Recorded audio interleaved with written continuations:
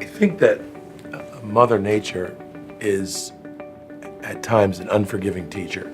As a cruising sailor, if you want to get a wake-up call, come with me some afternoon 100 miles offshore when it's blowing 40 and raining and you think the world's coming to an end.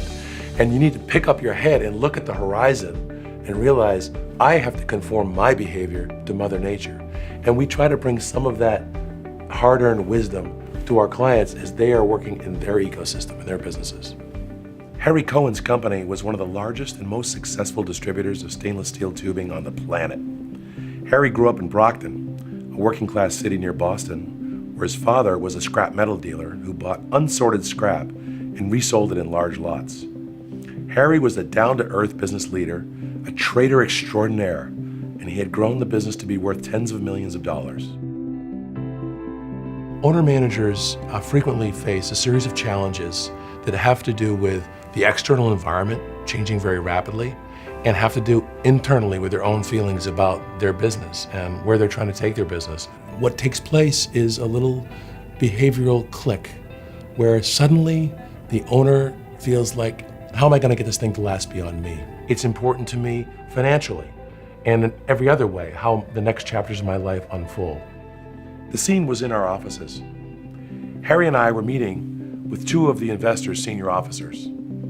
They knew very well that we were evaluating a number of offers in addition to their own. Very few people use our service multiple times.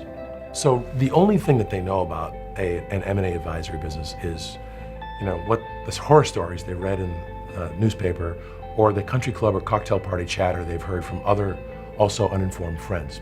Now they find themselves in a place, the private transaction market, that they've never been. They don't know what the rules are. They don't have the same amount of information as the investors do, who do this over and over. We really get how scary and uncomfortable it is. There was a final number on the table. We were close, but I thought we could do better. I called for a timeout. Harry and I walked down the hall for a cup of java. "What are you doing, Peter?" he bellowed in his Boston accent. "We have him right where we want him. Let's get him to sign." Our view is that what our client has is what's scarce and valuable, and what the investor has is a commodity.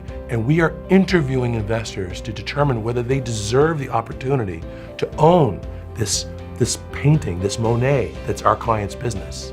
Harry thought for a moment, played with his wedding ring, probably thought about what he was going to say to Rosa if he shunned the current offer.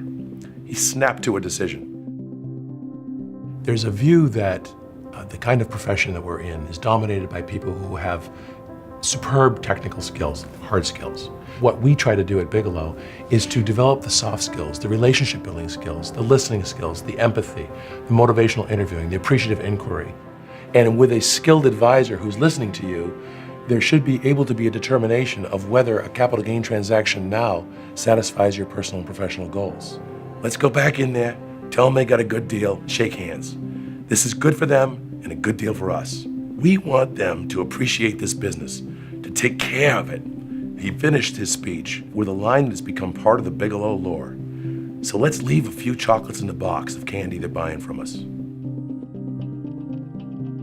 I was called to write the book. I so many times heard very, very close friends of mine, my clients, say to me at the end of a transaction, "Oh, Pete, if I'd only known then what I know now."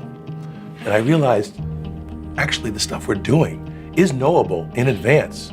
There's a body of knowledge that's represented by our scar tissue, our experience, that we can capture of the whys we do what we do and some of the hows we do what we do.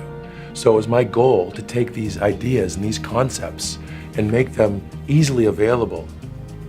I want them to feel a sense of relief that, wow, there's somebody talking in this domain who gets it, who gets the fact of how lonely and isolated I feel a lot of the time, of how much it feels like it's just on me, and that this person can help me navigate through the rocks and shoals of being able to choose what should happen in my business next.